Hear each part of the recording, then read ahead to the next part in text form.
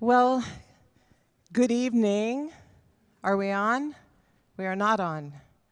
Let's see. I'll try it now. Ah, there we go. Good evening, everyone, and welcome to Congregation Beth Israel. I'm Cantor Ida Ray Kahana, and it is such a delight to welcome you tonight to the world premiere of Davening, as well as the release of the album of Thrice Burned Forest. This is also a Shehechianu moment. In Judaism, whenever we get to something that's new, we give thanks for that moment, that we're alive, that we're able to be here all together and enjoy it. This is the first event of a series of events that we're having this year to kind of explore all the reaches of the cantorate as I prepare to retire next June. So there will be many beautiful moments, but I'm particularly excited about this one because I got to meet this extraordinary local composer, Dina Grossman, who actually reached out to me, and we met, and then we just started talking and planning and thinking about what might we do together that would be meaningful. And because of her work and because of the way I think, this seemed like the perfect way to start off the year. It is also the month before the Jewish high holidays. And so particularly during this month, as we prepare to try to cleanse our souls and look inward, what better way to do that than in this beautiful space with all of you and to hear this meditative, gorgeous music that will just help open our hearts and open our souls. So it's my pleasure to invite Dina Grossman up. We're going to have a little conversation about davening and perhaps a particular movement of that piece as well. I think you just... Good evening. Am I on too? Excellent.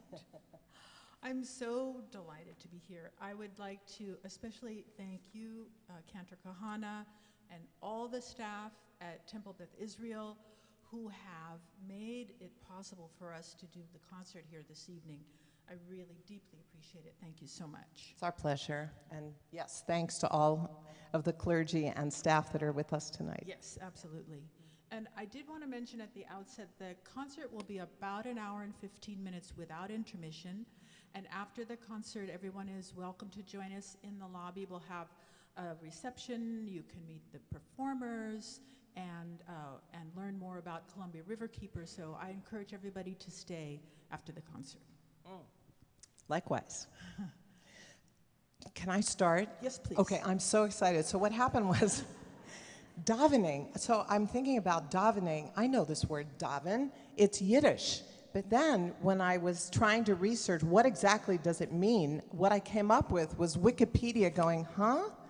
There isn't a real translation. There are many suppositions about where this word came from, and the best one that I wanted to share with you is that it comes from the Lithuanian word daven, which means a gift. Oh and my gosh. Yes. And so when the Jewish merchants were working in Lithuania, they would stop to daven, to pray mincha, the afternoon service. Mincha means offering or gift. And so then they're trying to translate to all of their Lithuanian friends what the heck they're doing. And so they came up with, well, we are mincha-ing, we are davening, because that was the word for offering a gift. Oh, how beautiful. Yeah, so there you go. Oh, that's wonderful. Well, I'd like to ask you specifically about the liturgical meaning of one of the parts of the piece. But before I do, Sure. You may have seen in the program that this piece was inspired by memories from my very early childhood. I used to go, my parents would take my sister and I, when we were just little kids, to our grandparents' house, and we'd stay overnight once in a while. And we we slept on the couch. They had a small apartment in San Francisco. In the morning, early, Papa would always wake me up with his davening. He would be in the living room wearing his talis and his yarmulke and holding his prayer book, and he'd be saying the prayers to greet the day at 5 or 6 in the morning. And I would always wake up and listen to him. So those are some of my earliest really special memories related to my upbringing in a Jewish family, and that's what started the inspiration for this piece. It's 5 movements, and there'll be a couple of pauses between several of the movements for the musicians to move around a little, and I think it's probably best if you hold your applause till the end of the piece, that is. But Cantor Kahan, I wanted to ask you if you could talk a little bit about the middle movement, which happens to include an arrangement of Avinu Malkeinu, which is a very central prayer for Rosh Hashanah and Yom Kippur. I would say that for many Jews, it is the prayer. Like if you have a high holiday service and you don't hear Avinu Malkeinu, it didn't happen. The reason it's so essential is, first of all, it was written in about the 2nd century of the Common Era by Rabbi Akiba, and relating to Columbia Riverkeeper, he actually wrote the line, it was one line that he wrote that was Avinu Malkeinu. It was a prayer for rain. They were having a drought. And he wrote this prayer, and it rained afterwards. So how fitting that's the melody or the words that came to you. It means, our Father, our King, grant us your mercy, even though we are of little merit. We don't deserve it, but give it to us anyway, please. This was the essence of the prayer. And then over the centuries, many other verses were added and sometimes put into a different order. But those words of Avinu Malkeinu, our Father, our King, please have mercy on us, your children.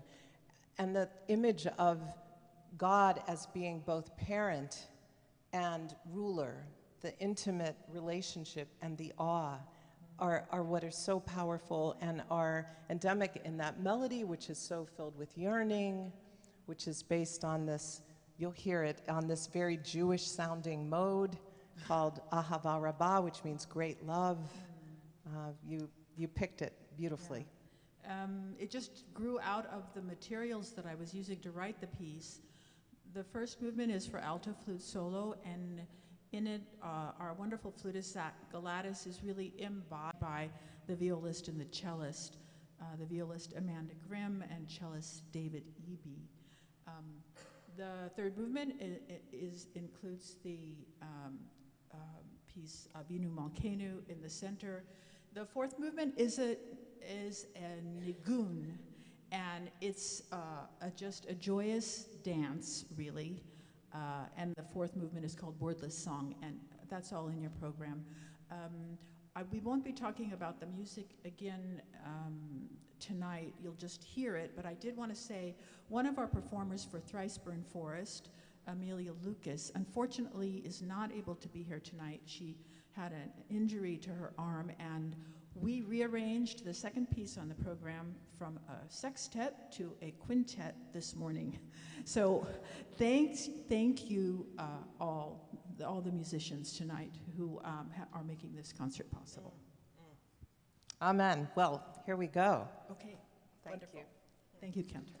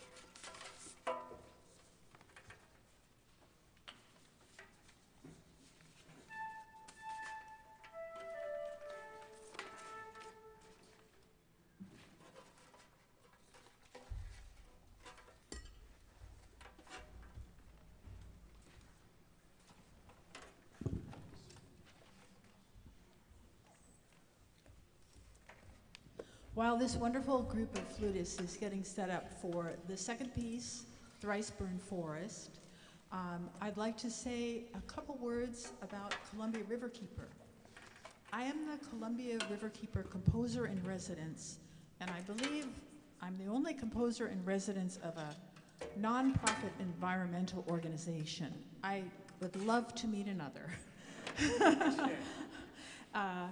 A few years ago, I started volunteering as a grassroots volunteer to support their work, which is really caring about the Columbia River and its tributaries and water quality from all the way up in the state of Washington down through the state of California, and I'm not to the state of Oregon and out to the Pacific Ocean.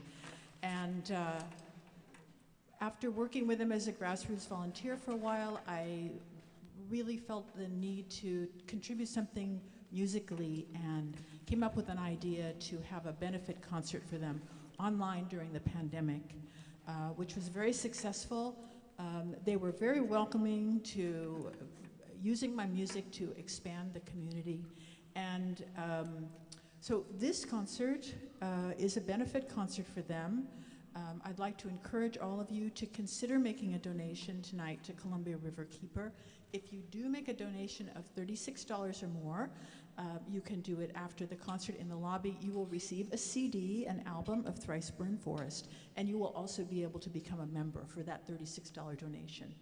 Without further ado, I would like to introduce, it gives me great pleasure to introduce the Executive Director, Lauren Goldberg.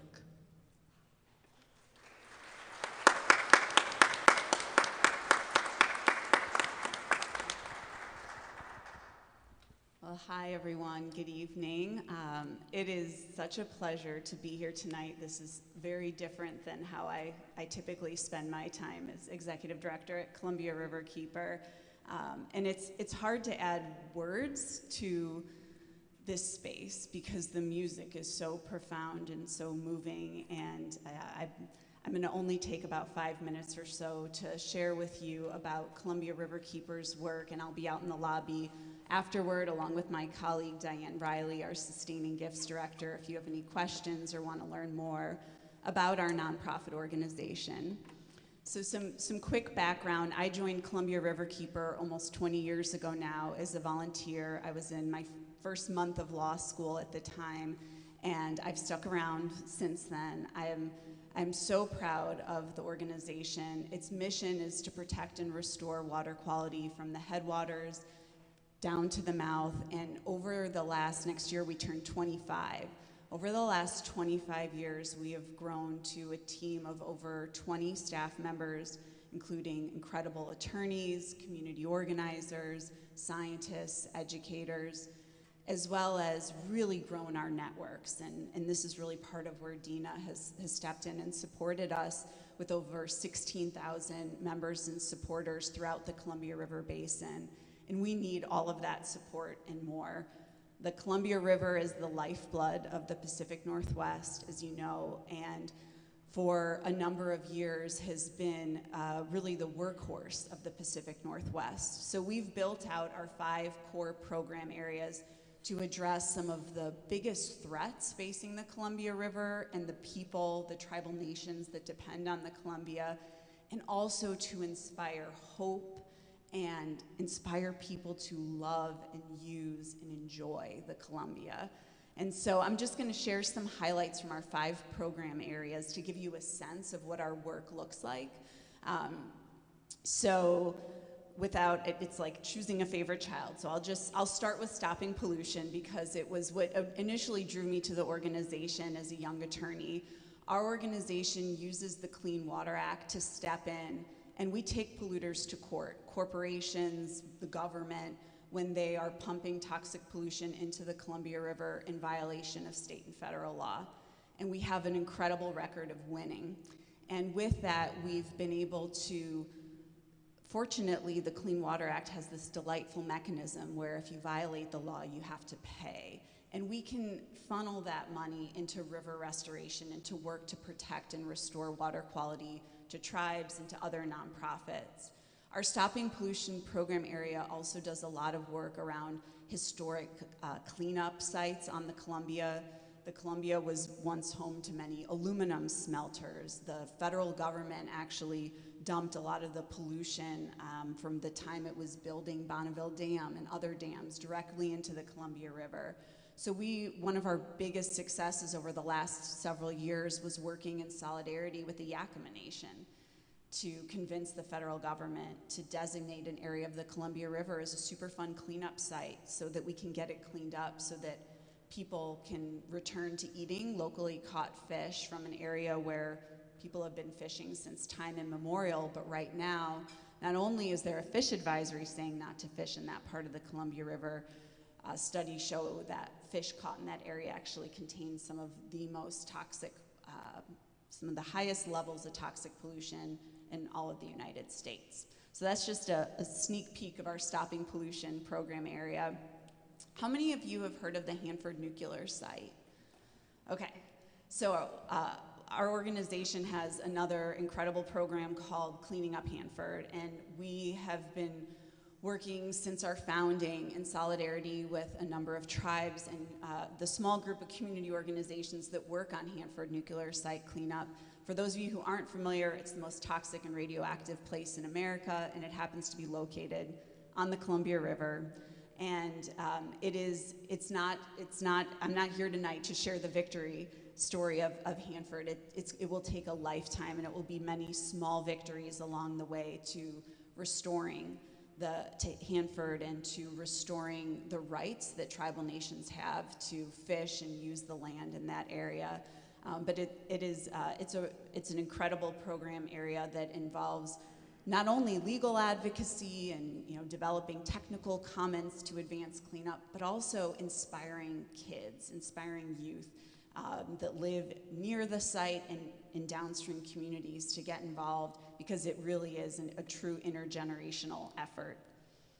Our Saving Salmon program area. So I don't know if any of you were out fishing on the Columbia this weekend. I lost my family to the Columbia River this weekend, where they were out on a boat with 2 grandfathers, several dads, several kids, trying to land the famed Columbia River salmon.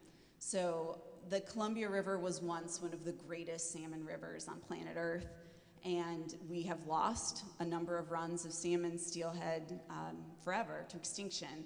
And we are deeply committed at Columbia Riverkeeper to working in solidarity with tribes to restore the Columbia, and that requires dam removal. So one of the biggest campaigns we've been invested in for a number of years is fighting to remove the 4 lower Snake River dams. And we made huge progress this past year.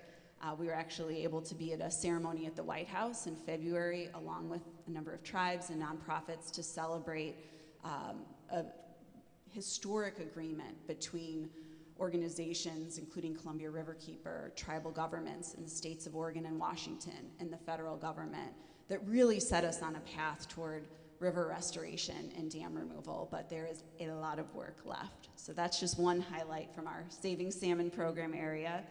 And then we have our Fighting Fossil Fuel program area, which I had the pleasure of doing a lot of my litigation work when I got to be an attorney at Riverkeeper. The Columbia River, for a number of reasons, has been the target of the fossil fuel industry for export, for refineries.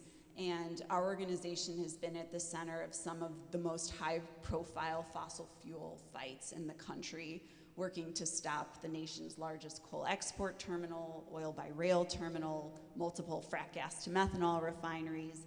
And our work continues here in Portland, working on the Zenith oil by rail terminal. There's a proposed non-conventional refinery in Columbia County, right in the heart of the Columbia River estuary, that if it's built would be one of the top 5 climate polluters in the state of Oregon. So we've been working for a number of years with local farmers, business owners, community members, and then bringing together climate activists from all over the Northwest to try to protect the estuary and stop that refinery.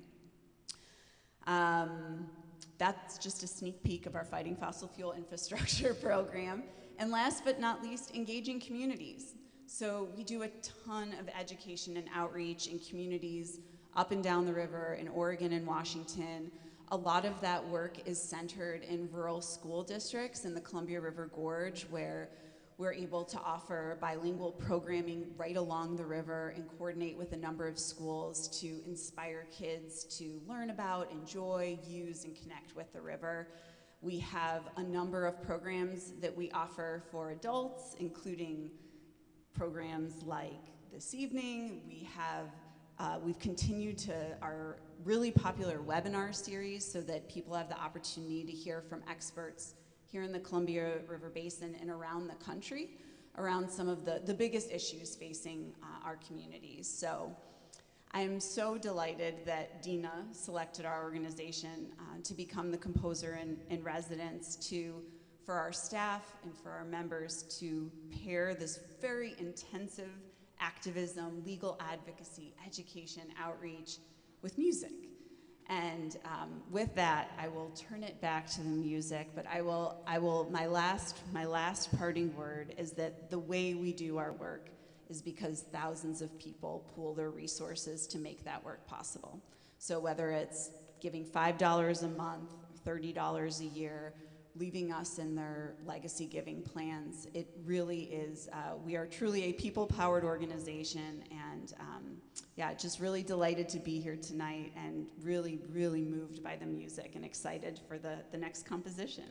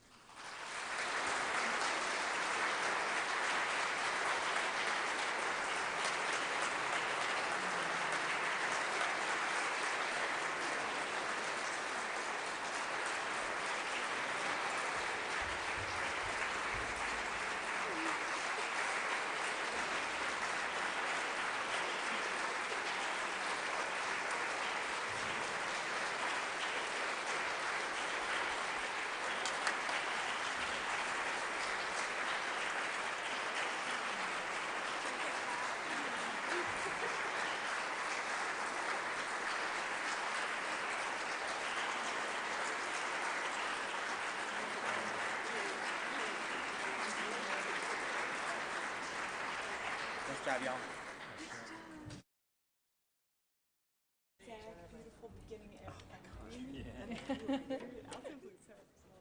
Can I? Oh, I'm on.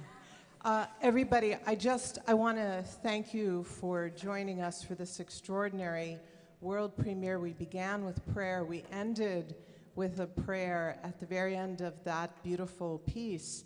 What you heard was the setting of Hashivenu, which is, let us return to the days of Eden. Well, we can't return to those days unless we pray with our feet and do the work, and unless we give tzedakah, unless we give charity. So you have an opportunity to do all of those things. So I pray that you will make a donation and on your way out, and also please greet all of these extraordinary musicians. Thank you, Dina, and thank you, Lauren. Thank you to Columbia River Keeper. It's been a joy. Happy New Year.